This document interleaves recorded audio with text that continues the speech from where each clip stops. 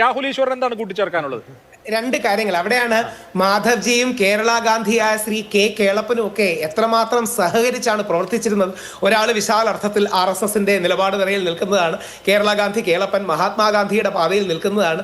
ഇവർക്ക് ഒരു സമവായം കണ്ടെത്തി നമുക്ക് മുമ്പോട്ട് പോകാനുള്ള സ്പേസ് ഇല്ലേ? ആ സ്പേസിലല്ലേ കേരളത്തിലെ നമ്മുടെ ഹൈന്ദവ സമൂഹം നിലനിൽക്കേണ്ടത്. ഇവിടെ രണ്ട് കാര്യം കൂടെ പറയാൻ, ബ്രാഹ്മണ്യാർജിത ശാന്തിയുടെ കാര്യം പറയാൻ.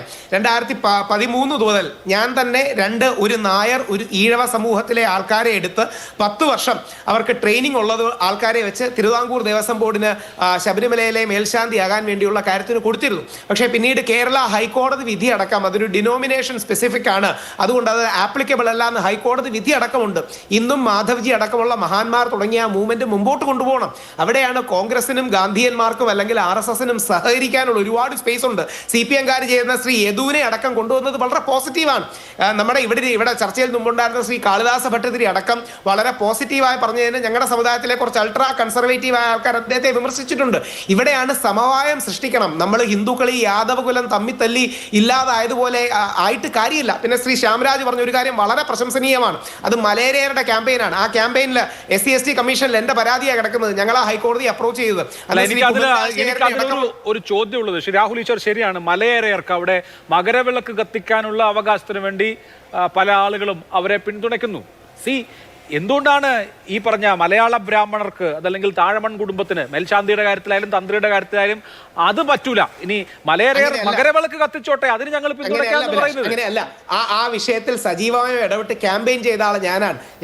നമ്മുടെ മുഖ്യമന്ത്രി ശ്രീ പിണറായി വിജയൻ അവർകളെയും പോയി കണ്ടിരുന്നു. ഇതിന്റെ പ്രശ്നം നമ്മൾ സമവായം ഉണ്ടാക്കണം. ഞങ്ങളെല്ലാം കൂടെ കുമ്മനം ചേട്ടനാണ് ഈ ഹിന്ദു സമൂഹത്തിലെ എല്ലാ സംഘടനകൾക്കിടയിലും ഏറ്റവും കൂടുതൽ യോജിപ്പുള്ള, എല്ലാവരും അംഗീകരിക്കുന്ന ഒരു വ്യക്തി. ശ്രീ ശശി തരൂർ സാറ് പോലും കാവി ധരിക്കാത്ത സന്യാസി എന്ന് എന്റെ മുത്തശ്ശിയുടെ ബുക്ക് റിലീസിന് വന്നിട്ട് കുമ്മനം ചേട്ടനെ കുറിച്ച് വിശേഷിപ്പിക്കുകയുണ്ടായി. അപ്പൊ അദ്ദേഹത്തെ പോലുള്ള ഈ സമവായം ഉണ്ടാക്കുന്നവർ വേണം. നമ്മൾ തർക്കിച്ച് ജയിക്കാൻ ഇത് സ്കൂൾ മത്സരമൊന്നും അല്ലല്ലോ. നമ്മുടെ ഹിന്ദു സമൂഹത്തിനുള്ളിൽ അങ്ങോട്ടും ഇങ്ങോട്ടുമുള്ള പടലപ്പണക്കങ്ങൾ പരിഹരിച്ച് ജാതീയമായ പ്രശ്നങ്ങളെ അതിജീവിച്ച് ഒരു സൊല്യൂഷൻ ഉണ്ടാക്കി മുമ്പോട്ട് പോകണം. ഇതല്ലേ നമുക്ക് വേണ്ടത്. അവിടെയാണ് ബ്രാഹ്മണ്യാർജിത ശാന്തി എന്ന് നമ്മൾ മുമ്പോട്ട് വെച്ചതാണ്. ബ്രാഹ്മണ്യാർജിത ശാന്തി എന്ന് ആ പദപ്രയോഗം ഉപയോഗിക്കുക. അതായത് ബ്രാഹ്മണ്യം ആർക്കും ആർജിക്കാം. മഹാനായ വേദവ്യാസൻ അടക്കം ഭഗവാൻ ശ്രീകൃഷ്ണൻ അടക്കം വ്യത്യസ്ത സമുദായങ്ങളിൽ നിന്ന് വരുന്നവരല്ലേ. അങ്ങനെ ബ്രാഹ്മണ്യം ആർജിച്ചുകൊണ്ട് ഹൈന്ദവ സമൂഹത്തിന്റെ കാര്യങ്ങളിലേക്ക് വരാം. മാധവജി തുടങ്ങിയ വലിയൊരു വിപ്ലവം തന്നെയാണ് യഥാർത്ഥത്തിൽ മാധവജി. ഗാന്ധിജിയുടെ ഒക്കെ സ്പിരിറ്റ് അങ്ങനെ തന്നെയല്ലേ. നമ്മുടെ ക്ഷേത്രപ്രവേശന വിളംബരങ്ങൾക്ക് ഏറ്റവും പോസിറ്റീവായി മുമ്പിൽ വന്നത് ഗാന്ധിജിയാണ്. താഴമണ്ണയെ ചേർത്തൊരു കാര്യം കൂടെ പറയാം. ഗാന്ധിജിയുടെ പ്രൈവറ്റ് സെക്രട്ടറി മഹാദേവദേശായുടെ എപ്പിക് ഓഫ് ട്രാവൻകൂറിൽ താഴമണ്ണിൽ ഗാന്ധിജി നേരിട്ട് വന്നതിനെ പരാമർശിച്ചിട്ടുണ്ട്.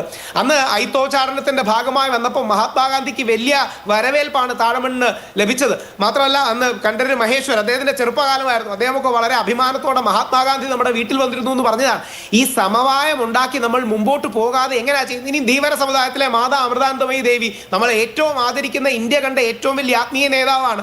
പോപ്പ് അവരുടെ അതായത് മാർപ്പാപ്പ പോലും റോമിൽ ഒരു പ്രത്യേക പരിപാടിക്ക് അമൃതാനന്ദമയെ ഏറ്റവും പ്രത്യേക അതിഥിയായി വിളിച്ചിരുത്തുകയും മറ്റും ചെയ്തു. ഗാന്ധിജിക്ക് RSSകാരോട് ഒരു പോസിറ്റീവ് റിലേഷൻ ആയിരുന്നില്ലേ? മുസ്ലിങ്ങളോടുള്ള സമീപനത്തിൽ ഗാന്ധിജിക്ക് വിമർശനം ഉണ്ടായിരുന്നു. ഗാന്ധിജി അൺടച്ചബിലിറ്റി, RSSന്റെ അൺടച്ചബിലിറ്റിക്കെതിരെയുള്ള, തൊട്ടുകൂടായ്മയ്ക്കെതിരെയുള്ള നിലപാടിനെ ശ്ലാഘിച്ചു. ശ്ലാഘിച്ചിട്ടുള്ളൂ. അത് ഗാന്ധിജി പല സംഘടനകളുടെയും യോഗത്തിൽ പോയിട്ടുണ്ട്. അഭിലാഷ് ഒന്ന് തീർത്തോട്ടെ. അതാ മുസ്ലിം ക്വസ്റ്റ്യൻ നമുക്ക് മാറ്റിവെക്കാം. അത് ഗാന്ധിജിയുടെ വിമർശനം എന്നും അങ്ങനെ ഉണ്ടാവും. പക്ഷേ ഹിന്ദു സമൂഹത്തിനുള്ളിൽ അച്ചടക്കം ഉണ്ടാക്കാനും ജാതീയത ഇല്ലാതാക്കാനും ഒക്കെ RSS എടുക്കുന്ന എല്ലാ നിലപാടുകളെയും രാഷ്ട്രപിതാവായ മഹാത്മാഗാന്ധി ആദരിക്കുകയും RSSന്റെ ശാഖകളിൽ പ്രാതസ്മരണീയനാണ് ഗാന്ധിജി. അതായത് ഇന്ത്യയുടെ ചരിത്രത്തിൽ ജനിച്ച മഹാന്മാരായ ഹിന്ദുക്കളുടെ കൂട്ടത്തിൽ പ്രാതസ്മരണീയനാണ് ഗാന്ധിജി എന്നും ശ്രീ ഗുരുജി ഗോൾവൽക്കർ അടക്കം മഹാത്മാഗാന്ധി എന്റെ പേരെടുത്തു, അതെന്റെ ജീവിതത്തിലെ മഹാൻ ഭാഗ്യങ്ങളിൽ ഒന്നാണ് എന്ന് പറയുകയല്ലേ. അപ്പൊ ഏതെങ്കിലും തരത്തിൽ ഗാന്ധി പറഞ്ഞ് വേറൊരു നെറേറ്റീവ് ഉണ്ടാക്കല്ലേ രാഹുൽ ഈശ്വർ? 1947 പോലീസ് റെക്കോർഡ്സ് അത് ആർക്കൈവൽ മൂല്യമുള്ളതാണ്, ആർക്കൈവ്ഡ് ആണ് എന്ന് മാത്രമല്ല 1947 ഡിസംബറിലെ ഗോൾവാൾക്കറുടെ അടക്കം പ്രസംഗങ്ങൾ, ഡൽഹിയിൽ നടന്ന കൂടിയാലോചനകൾ, ഇതിന്റെയൊക്കെ പോലീസ് റിപ്പോർട്ടുകൾ, ഇതേക്കുറിച്ച് പരാമർശിക്കുന്ന ചരിത്ര ഗ്രന്ഥങ്ങൾ ഇതൊക്കെ ഉണ്ട്. ഇപ്പൊ താങ്കൾ പറയുന്നത് കേട്ടാൽ ഗാന്ധിജി തോളെ കൈയിട്ട് നടന്ന രണ്ട് കൂട്ടരാണെന്ന് തോന്നും. അതിന്റെ കാര്യങ്ങളൊക്കെ നമുക്ക് അറിയാവുന്നതാണ്. ഞാൻ പിന്നെ ആ വിഷയത്തിലേക്ക് പോയാൽ നമ്മുടെ ക്ഷേത്രത്തിന്റെ വിഷയം മാറിപ്പോ. അതുകൊണ്ടാണ് ഒരു വരി തന്നാൽ മതി. ഗാന്ധിജിയോട് ആശയപരമായ വ്യത്യാസം സംഘത്തിനുണ്ടായിരുന്നു, പക്ഷേ ഗാന്ധിജിയോട് എന്നും ബഹുമാനമാണ്. ഇന്ന് മോദിജി പോലും ആ ലൈനല്ലേ എടുക്കുന്നത്. മഹാത്മാഗാന്ധിയെ എന്നും ആദരിച്ചുകൊണ്ടുള്ള ഒരു സെന്റർ റൈറ്റ് അല്ലേ അമിത്ഷാ അടക്കം. അല്ല, ഒരു കാര്യം കൂടെ ശ്രദ്ധിക്കണം. ശ്രീ അമിത്ഷാ അടക്കം പറയുന്നത് കഴിഞ്ഞ 1000 വർഷങ്ങളിൽ ഈ ലോകത്ത് ജനിച്ച ഏറ്റവും വലിയ മഹാത്മാഗാന്ധിയാണെന്നാണ്. ശ്രീ അമിത്ഷായുടെ അടക്കമുള്ള നിലപാടാണ് ഞാൻ പറയുന്നത്. അല്ലെങ്കിൽ RSSന്റെ സർസംഘചാലക് പൂജനീയ മോഹൻ ഭഗവത്ജി എന്നും ഒരു ഗാന്ധിയൻ ലൈൻ എടുത്തുകൊണ്ട് മുമ്പോട്ട് പോകണമെന്ന് പറയുന്നതല്ലേ? നമ്മൾ ഈ ഹിന്ദു സമൂഹത്തിലെ രണ്ട് പ്രമുഖ ധാരകളാണ് ഈ ഗാന്ധിയൻ കോൺഗ്രസും RSSകാരും.